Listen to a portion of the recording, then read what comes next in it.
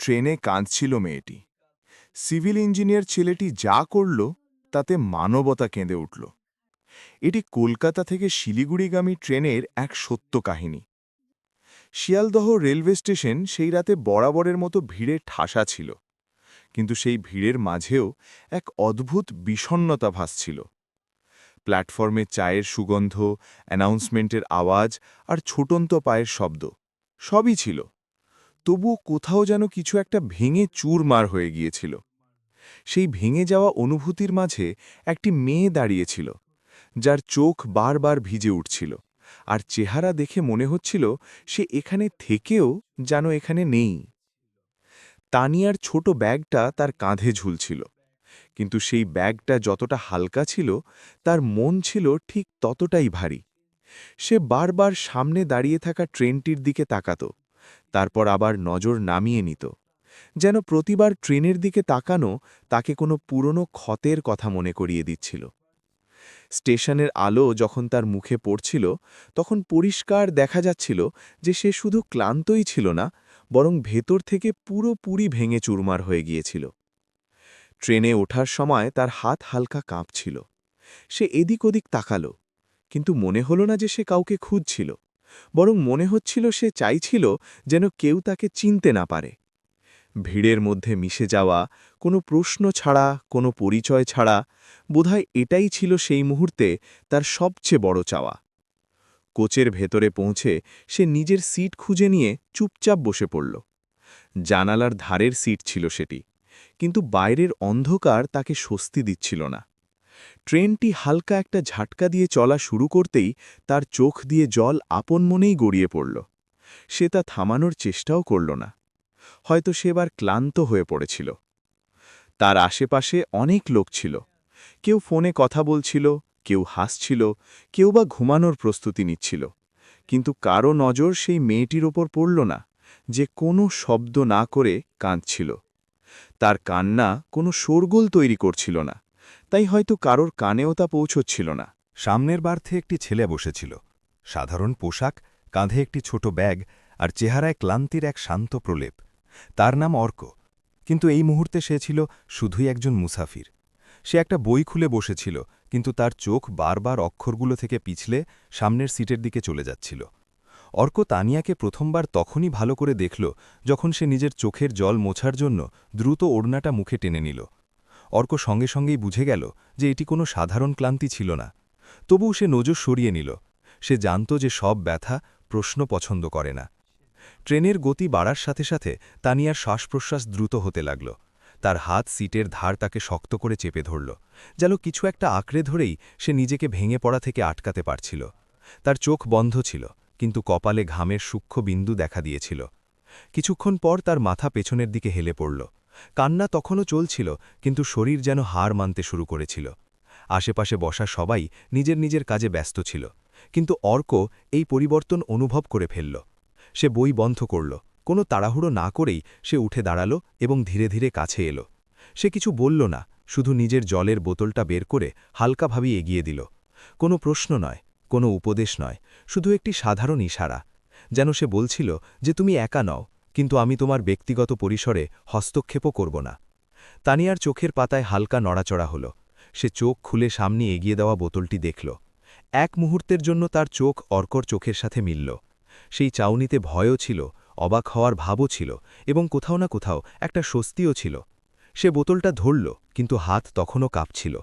জলের একটা চুমুক তার গলা দিয়ে নামল, আর যেন তার ভেতরে জমে থাকা কোনো বরফের স্তরকে কিছুটা গলিয়ে দিল। সে কিছু বলল না, অর্কও না। সেই নিস্তব্ধতার মাঝেও এক অদ্ভুত ভরসা ছিল। অর্ক আবার নিজের জায়গায় ফিরে গিয়ে বসল। সে আর পেছনে ফিরে তাকাল না, যেন এটাই বোঝাতে চাইছিল যে সাহায্য করাটা তার কর্তব্য ছিল, কোনো করুণা নয়। কিন্তু মনে মনে সে প্রার্থনা করছিল যেন মেয়েটি এবার একটু ভালো বোধ করে। ট্রেন অন্ধকার ছিঁড়ে এগিয়ে চলছিল। বাইরে রাত আরও গভীর হচ্ছিল, আর ভেতরে একটি গল্প নিঃশব্দে জন্ম নিচ্ছিল। এমন এক গল্প যাতে কোনো নাম উচ্চস্বরে নেওয়া হয়নি, কিন্তু দুটো জীবন প্রথমবার একই সফরে শ্বাস নিচ্ছিল। ট্রেন এখন কলকাতার সীমানা ছাড়িয়ে গিয়েছিল, এবং জানালার বাইরের অন্ধকার আরও গাঢ় হয়ে উঠেছিল। কোচের ভেতরে হালকা হলুদ আলো ছিল, যা প্রতিটি চেহারাকে এক ভিন্ন রং দিচ্ছিল।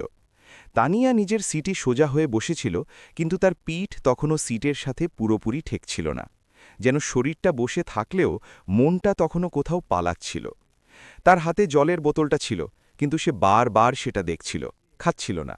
হয়তো সে ভাবছিল যে এতটুকু জিনিসও কেউ বিনা প্রশ্নে কেন তার সামনে এগিয়ে দিল। এই প্রশ্নটি তাকে বিভ্রান্ত করছিল, কারণ গত কয়েকদিনে কোনো কিছুই শর্তহীনভাবে তার কাছে আসেনি। অর্ক নিজের সিটে বসে জানালার দিকে মুখ ফিরিয়ে রেখেছিল। বাইরে কিছুই দেখা যাচ্ছিল না, তবুও সে ওদিকেই তাকিয়েছিল। সে জানত যে যদি সে বারবার মেয়েটির দিকে তাকায়, তবে মেয়েটি আরও বেশি অস্বস্তি বোধ করতে পারে। তাই সে নিজের উপস্থিতি যতটা সম্ভব হালকা রেখেছিল। কিছুক্ষণ পর টিটি এলো। টিকিট চেক হলো, প্রশ্নোত্তর হলো, আর কামরায় আবার সেই সাধারণ শোরগোল ফিরে এলো। সেই শোরগোলের মাঝে তানিয়া আরও একটু কুঁকড়ে গেল। ভিড়ের আওয়াজগুলো তাকে ভেতর থেকে বিঁধছিল, যেন প্রতিটি আওয়াজ কোনো পুরনো স্মৃতিকে জাগিয়ে তুলছিল। অর্ক এইসব দূর থেকে লক্ষ্য করছিল। সে টিটিকে শুধু এটুকুই বলল যে সামনের সিটটা ফাঁকা আছে, যদি কেউ ওখানে বসতে চায় বসতে পারে। এটি একটি সাধারণ কথা ছিল, কিন্তু এর পেছনে একটা গভীর চিন্তা ছিল। তানিয়া যেন আরও কিছুটা জায়গা বা স্পেস পায়, যাতে সে মন খুলে শ্বাস নিতে পারে। যখন সামনের সিটটা ফাঁকা হলো, তানিয়া অজান্তেই চোখ তুলল। ফাঁকা জায়গা দেখে তার কাঁধের চাপ কিছুটা কমল, যেন কোনো এক অদেখা বোঝার ওজন কমে গেল। সে অর্কর দিকে তাকালো না, কিন্তু তার ভেতরে কোথাও এই বিশ্বাস জন্মে গেল যে কেউ একজন তার পরিস্থিতি বুঝতে পারছে। ট্রেনের গতি এখন স্থির ছিল। চাকার আওয়াজ একটা ছন্দে পরিণত হয়েছিল, আর সেই ছন্দ তানিয়ার শ্বাসের মাঝেও মিশে যেতে লাগল। সে ওড়না ঠিক করল, চুল কানের পেছনে সরালো, আর প্রথমবার জানালার বাইরে তাকানোর চেষ্টা করল। অন্ধকারের মাঝেও সে বাইরে ছুটে চলা জীবনের হালকা আভাস দেখতে পাচ্ছিল। অর্ক নিজের পকেট থেকে একটা পুরনো রুমাল বের করল, আর না উঠেই নিজের সিটের ওপর রেখে দিল। সে না সেটা এগিয়ে দিল, না কোনো ইশারা করল। সে জানত যে কিছু জিনিস সামনে রেখে দিলে মানুষ নিজেই ঠিক করে নেয় যে সেটা সে তুলবে কিনা। তানিয়ার নজর সেই রুমালটার ওপর পড়ল। সে কিছুক্ষণ সেটির দিকে তাকিয়ে থাকল, তারপর ধীরে ধীরে তুলে নিজের হাতে নিয়ে নিল। এটি একটি ছোট কাজ ছিল, কিন্তু তার জন্য এটি ছিল এক বিরাট পদক্ষেপ। কোনো অপরিচিতের দেওয়া জিনিস বিনা ভয়ে গ্রহণ করা। কামরায় এখন অনেকেই ঘুমিয়ে পড়েছিল। হালকা নাক ডাকার আওয়াজ, কারো মোবাইলের মৃদু আলো, আর ট্রেনের অনবরত এগিয়ে চলা সব মিলে এক অদ্ভুত শান্তি তৈরি করছিল। সেই শান্তির মাঝেই তানিয়ার চোখ আবার ছলছল করে উঠল, কিন্তু এবার জল পড়লেও তাকে আর ততটা ভারী মনে হচ্ছিল না। সে রুমাল দিয়ে চোখ মুছল আর গভীর শ্বাস নিল। এই প্রথমবার সে নিজেকে কাঁদার অনুমতি দিল, এই ভয় ছাড়াই যে কেউ তাকে বিচার করবে। সামনে বসে থাকা অর্ক তখনও জানালার দিকেই তাকিয়েছিল, যেন সে কিছুই দেখেনি। কিছুক্ষণ পর সে খুব ধীর গলায় জিজ্ঞেস করল, এতটাই ধীরে যে আশেপাশে কেউ শুনতে পেল না, আপনি ঠিক আছেন তো? এই প্রশ্নটি নিছক লৌকিকতা ছিল না, আবার প্রয়োজনের চেয়ে বেশিও ছিল না। এটি শুধু এটুকুই ছিল যে সামনের মানুষটি যেন এই ভরসা পায় যে কেউ একজন আছে যে বিনা শর্তে শুনতে পারে। তানিয়া মাথাটা সামান্য নাড়াল, না পুরোপুরি হ্যাঁ, না পুরোপুরি না। অর্কর জন্য সেটুকুই যথেষ্ট ছিল। সে আর কিছু জিজ্ঞেস করল না, কোনো উপদেশ দিল না, এবং আবার চুপ হয়ে গেল। ট্রেন একটা ছোট স্টেশনে থামল। বাইরে কিছু লোক নামল, কিছু লোক উঠল, আর তারপরেই বাঁশি বাজিয়ে ট্রেন আবার এগিয়ে চলল। সেই ছোট বিরতিতে তানিয়ার মনে হল জীবন যেন তাকেও এক মুহূর্তের জন্য থামার সুযোগ দিল। ট্রেন আবার চলতে শুরু করলে তানিয়া খুব নিচু স্বরে বলল, আমাকে মালদা পৌঁছাতে হবে। এটি কোনো তথ্য ছিল না, এটি ছিল এক স্বীকারোক্তি। অর্ক তার দিকে না তাকিয়েই সেই শান্ত গলায় জবাব দিল, ট্রেন ওখানেই যাচ্ছে। এই ছোট জবাবে কোনো প্রতিশ্রুতি ছিল না, কিন্তু একটা ভরসা অবশ্যই ছিল। আর সেই ভরসার সাথেই সেই চলন্ত ট্রেনে দুই অপরিচিত মানুষ শুধু একই দিকে নয়, বরং একই অনুভূতির সাথে এগিয়ে চলছিল। ট্রেন এখন কোনো এক অচেনা স্টেশন পার করে গিয়েছিল, যেখানে নাম পড়ার আগেই প্ল্যাটফর্ম পেছনে চলে গেল। কামরার ভেতরের আলো আরও কমিয়ে দেওয়া হয়েছিল, আর বাইরের অন্ধকার এতটাই গভীর ছিল যে জানালার কাঁচটিকে কাঁচ নয়, বরং আয়না বলে মনে হচ্ছিল।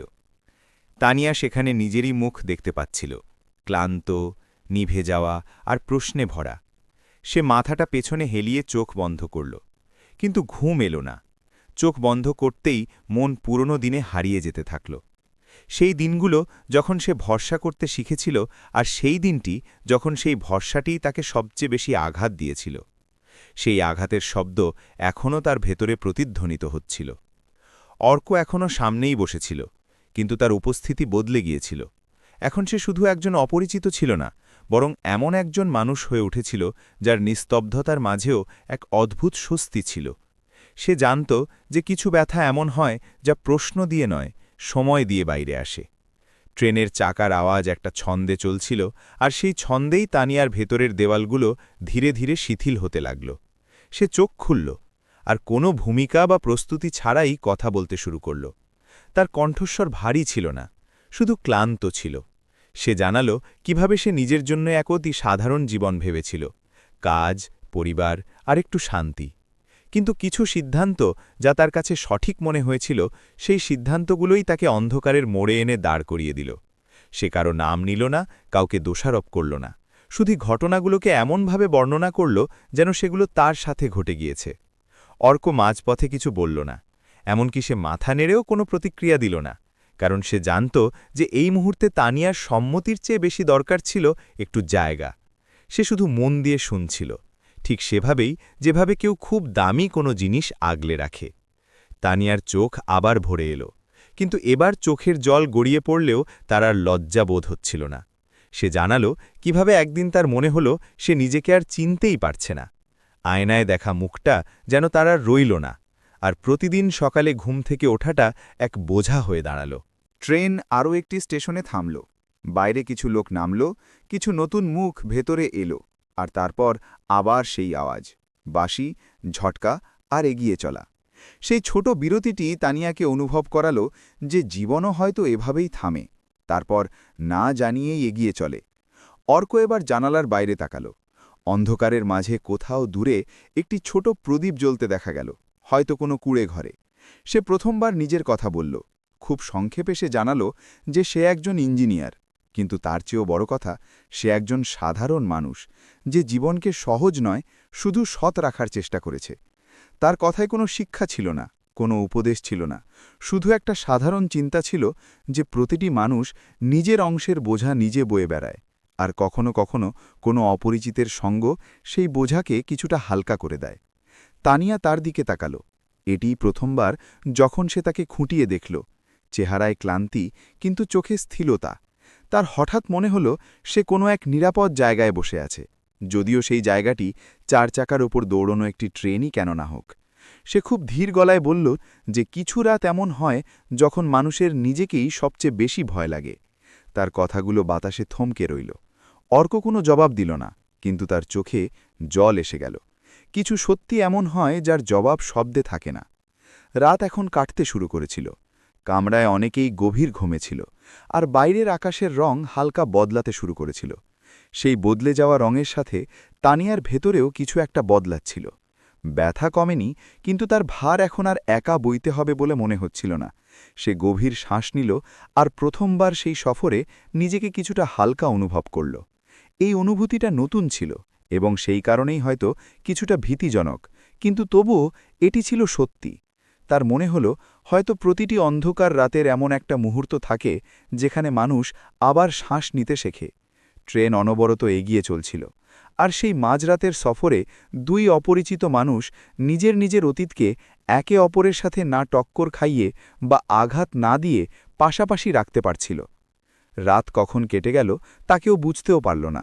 যখন ট্রেনের জানালা দিয়ে হালকা নীল আলো ভেতরে আসতে লাগল, তখন মনে হল অন্ধকার যেন নিঃশব্দে বিদায় নিল। আকাশের রং বদলাচ্ছিল, আর সেই পরিবর্তনের সাথে কামরার ভেতরের পরিবেশও কিছুটা হালকা হয়ে গিয়েছিল। তানিয়ার চোখ খুলল যখন, তখন সামনের দৃশ্যটা বদলে গিয়েছিল। বাইরে চাষের জমির আবছা রেখা দেখা যাচ্ছিল, কোথাও কোথাও গাছ, আর দূরে দিগন্তে সূর্য উঠছে। এটি সেই জানালা ছিল যেখান দিয়ে রাতে সে শুধু অন্ধকারই দেখেছিল, কিন্তু এখন সেই জানালাটি তাকে সামনের পথ দেখাচ্ছিল। কামরায় ব্যস্ততা শুরু হয়ে গিয়েছিল। মানুষজন উঠছে, ব্যাগ গোছাচ্ছে, আর কেউ চায়ের হাঁক দিচ্ছে। সেই সাধারণ সকালেও তানিয়ার কিছু একটা আলাদা মনে হচ্ছিল, যেন তার ভেতরে জমে থাকা শীতলতা এবার ধীরে ধীরে ডলছে। অর্ক জানালার কাছে দাঁড়িয়েছিল। সে সারা রাত বেশি কথা বলেনি, কিন্তু তার উপস্থিতি তখনও আগের মতোই ছিল, শান্ত এবং স্থির। সে চা নিল এবং কিছু না জিজ্ঞেস করেই কাপটি সামনের ছোট টেবিলের ওপর রেখে দিল। এটি কোনো প্রস্তাব ছিল না, শুধু একটা সহজ সৌজন্য ছিল। তানিয়া চায়ের ধোঁয়া দেখল। সেই ধোঁয়ায় সে গত রাতের চোখের জল দেখতে পেল না, বরং এক নতুন শুরুর হালকা আশা দেখতে পেল। সে চায়ের প্রথম চুমুক নিল এবং অনুভব করল যে এটি শুধু চা ছিল না, এটি ছিল সেই সফরের প্রথম উষ্ণতা। সূর্য এখন আরও একটু ওপরে উঠে এসেছে। তার আলো কামরার দেওয়ালে ধাক্কা খেয়ে ভেতরে ছড়িয়ে পড়ছিল। সেই আলোয় তানিয়ার চেহারাটা আগের চেয়ে আলাদা দেখাচ্ছিল। এখনও ক্লান্ত, কিন্তু আর নিভে যাওয়া নয়। অর্করেদার নিজের নাম বলল। এটি কোনো আনুষ্ঠানিক পরিচয় ছিল না, বরং এক অতি সাধারণ কথা, যেন সে অনেক দিনের পরিচিত কারো সাথে কথা বলছে। সেই ইহাও বলল যে সে শিলিগুড়ির ঠিক আগের একটি ছোট শহরে নেমে যাবে।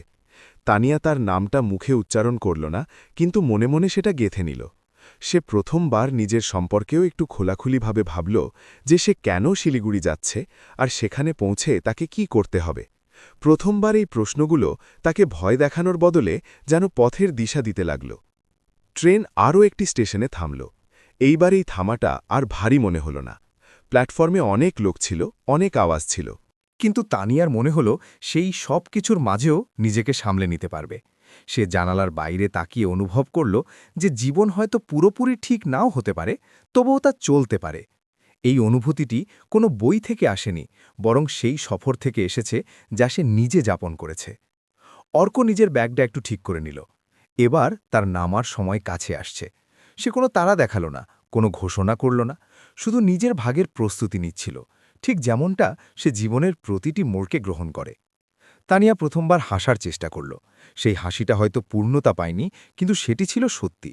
সে অনুভব করল যে ভরসা কোনো বড় সিদ্ধান্ত নয়, বরং ছোট ছোট মুহূর্তে তা নিজে থেকেই গড়ে ওঠে। ট্রেন আবার চলতে শুরু করল। বাইরের আলো এখন পুরোপুরি ছড়িয়ে গিয়েছে, আর ভেতরের অন্ধকার পুরোপুরি পেছনে ফেলে এসেছে সে। তানিয়ার মনে হলো এটি শুধু বাইরের সকাল নয়, বরং এটি তার ভেতরেরও সকাল। অর্ক জানালার বাইরে তাকিয়ে বলল যে কিছু সফর এমন হয় যা গন্তব্যের চেয়ে রাস্তার জন্য বেশি মনে থেকে যায়। সে এটি কোনো শিক্ষার মতো বলল না, বরং এক অভিজ্ঞতার মতো করে বলল। তানিয়া কিছু বলল না, কিন্তু তার চোখ সেই কথাটি বুঝে গিয়েছিল। সে জানত যে শিলিগুড়ি পৌঁছানোর পরেও এই সফর তার সাথে থেকে যাবে, প্রতিটি সেই মুহূর্তে যখন সে নিজেকে দুর্বল মনে করবে। ট্রেন এগিয়ে চলছিল এবং এখন গন্তব্য খুব বেশি দূরে ছিল না। সেই সকালের আলোয় দুই অপরিচিত মানুষও নিজ নিজ পথের দিকে এগিয়ে যাচ্ছিল, কিন্তু তাদের মাঝে জন্মানো সেই ভরসাটি সেই ট্রেনের কামরায় চিরদিনের জন্য থমকে গিয়েছিল। ট্রেনের গতি এখন কমে আসছিল। জানালার বাইরে দেখতে পাওয়া বোর্ডগুলো স্পষ্ট হতে শুরু করেছিল, আর ভিড়ের ব্যস্ততা আবার বাড়তে শুরু করেছিল। শিলিগুড়ি আসতে চলেছে। এটি সেই গন্তব্য যার নাম শুনলে তানিয়ার ভেতরে একসময় ভয়ের উদ্রেক হতো, কিন্তু এখন সেই নামটি তার কাছে স্থির বলে মনে হচ্ছিল। কামরার ভেতরে মানুষজন নিজেদের ব্যাগ সামলাচ্ছিল, কেউ দরজার দিকে এগোচ্ছিল, কেউ মোবাইলে কারো আসার খবর দিচ্ছিল। এই অতি সাধারণ ব্যস্ততার মাঝেও তানিয়ার সবকিছু নতুন মনে হচ্ছিল, যেন সে রাতের পর প্রথমবার পৃথিবীকে ঠিকভাবে দেখল। অর্ক নিজের সিট থেকে উঠল। তার স্টেশন আগেই এসে গিয়েছিল, কিন্তু সে ভিড়ের সাথে নামেনি। সে আবার নিজের জায়গায় এসে দাঁড়াল, যেন সে ঠিক করে নিয়েছিল যে এই সফরটি পুরোপুরি শেষ করেই সে নামবে। নিউ জলপাইগুড়ি স্টেশনের প্ল্যাটফর্ম আরও কাছে চলে আসছিল। বাইরে হট্টগোল ছিল, দোকানের শাড়ি আর মানুষের মুখ, প্রত্যেকেই নিজের নিজের গল্প নিয়ে দাঁড়িয়েছিল। তানিয়া প্রথমবার অনুভব করল যে সেও নিজের গল্প নিয়ে এখানে নামছে, কিন্তু এখন সেই গল্পটি তাকে আর ভয় পাচ্ছিল না। ট্রেন থামতেই দরজা খুলে গেল। বাতাসের এক নতুন ঝলক ভেতরে এলো, যাতে শহরের মাটির সুগন্ধ ছিল। তানিয়া উঠল। সে নিজের ব্যাগ সামলাল। তার পা এখন আর ততটা ভারী ছিল না যতটা শিয়ালদহে ছিল। অর্ক কিছু না বলেই তার ব্যাগটা নিচে নামাতে সাহায্য করল। এটি কোনো বিদায়ের ইশারা ছিল না, শুধু একটি শেষ সহজ সাহায্য। দুজনের মাঝে এখন আর কোনো শব্দের প্রয়োজন ছিল না। প্ল্যাটফর্মে নামতেই তানিয়া চারদিকে তাকাল। লোক ছিল, আওয়াজ ছিল, কিন্তু তার আর একাকিত্ব অনুভব হল না। প্রথমবার তার মনে হল ভিড়ও কখনো কখনো সাহারা হয়ে উঠতে পারে। অর্ক একটু পেছনে দাঁড়িয়ে রইল। সে সামনে এগিয়ে গিয়ে কিছু বলার চেষ্টা করল না। সে জানত যে কিছু সম্পর্ক সেখানেই ভালো লাগে যেখানে সেগুলো নামহীন অবস্থায় থেকে যায়। তানিয়া তার দিকে তাকাল। এইবার তার চোখে না কোনো ভয় ছিল, না কোনো ঘাবড়ে যাওয়া ভাব। শুধু ছিল এক গভীর কৃতজ্ঞতা, যাকে শব্দে বাঁধার কোনো প্রয়োজন সে বোধ করল না। তবু সে খুব নিচু স্বরে বলল যে কিছু দেখা হওয়া জীবন পাল্টে নেয় না, কিন্তু বেঁচে থাকার ধরনটা অবশ্যই বদলে দেয়। অর্ক মাথা নিচু করে নিল। সে কোনো উত্তর দিল না, কারণ সে জানত যে এই মুহূর্তে কোনো জবাব দেওয়া সেই অনুভূতিটাকে ছোট করে দেবে। সে শুধু এক স্বস্তির নিঃশ্বাস ফেলল। ট্রেন আবার বাঁশি দিতে শুরু করল। মানুষের গলার আওয়াজ আরও জোরালো হল। অর্ক পেছনে ফিরে ট্রেনের দিকে তাকাল। সেই একই ট্রেন, যা দুই অপরিচিত মানুষকে কিছু না জিজ্ঞেস করেই একে অপরের কাছাকাছি নিয়ে এসেছিল। তানিয়া প্ল্যাটফর্মে দাঁড়িয়ে রইল। সে দেখল অর্ক ধীরে ধীরে ট্রেনের দিকে এগোল আর ভিড়ের মাঝে হারিয়ে গেল। তাকে থামানোর কোনো ইচ্ছে তার হল না, কারণ কিছু সঙ্গ শুধু সেই মুহূর্তের জন্যেই হয়। ট্রেন চলতে শুরু করল। ধোঁয়া আর শব্দের মাঝে সেই কামরাটি চোখের আড়ালে চলে গেল, কিন্তু তার প্রভাব সেখানেই রয়ে গেল। তানিয়া প্রথমবার অনুভব করল যে মানবতা সবসময় বড় কোনো কাজে নয়, বরং সঠিক সময়ে সঠিক নিস্তব্ধতার মাঝে দেখা যায়। সে নিজের ব্যাগের স্ট্র্যাপটা ঠিক করল আর সামনের দিকে এগিয়ে গেল। তার পদক্ষেপ এখন স্থির ছিল। সে জানত যে সামনের পথ সহজ হবে না, কিন্তু সে এখন আর নিজের থেকে পালাচ্ছিল না। শিলিগুড়ি স্টেশন আবার তার নিজের গতিতে ফিরে এলো। মানুষ এলো, মানুষ গেল, কিন্তু সেই প্ল্যাটফর্মে সেই সকালে মানবতা কোনো শোরগোল না করেই নিজের কাজ করে দিয়েছিল। আর কোথাও এক দূরে চলে যাওয়া ট্রেনের সাথে একটি গল্প শেষ হয়ে যায়নি, সেটি শুধু হৃদয়ে চিরদিনের জন্যে থমকে গিয়েছিল। এখন আপনার কাছে আমার একটি প্রশ্ন, অবশ্যই উত্তর দেবেন। আপনার জীবনেও কি কখনো কোনো অপরিচিত ব্যক্তি কোনো কারণ ছাড়াই আপনার ভরসা হয়ে দাঁড়িয়েছে? যদি এই গল্পটি আপনার হৃদয় ছুঁয়ে থাকে, তবে আমাদের চ্যানেলকে লাইক, সাবস্ক্রাইব এবং শেয়ার অবশ্যই করবেন। কমেন্টে নিজের এবং নিজের শহরের নাম লিখুন, যাতে আমরা জানতে পারি আমাদের এই গল্পগুলো কোথায় কোথায় মানুষের হৃদয় ছুঁয়ে যাচ্ছে। আবার দেখা হবে নতুন কোনো আবেগঘন গল্পের সাথে। ততক্ষণ পর্যন্ত ভালো থাকুন, সুস্থ থাকুন আর নিজের সম্পর্কগুলোকে সময় দিন।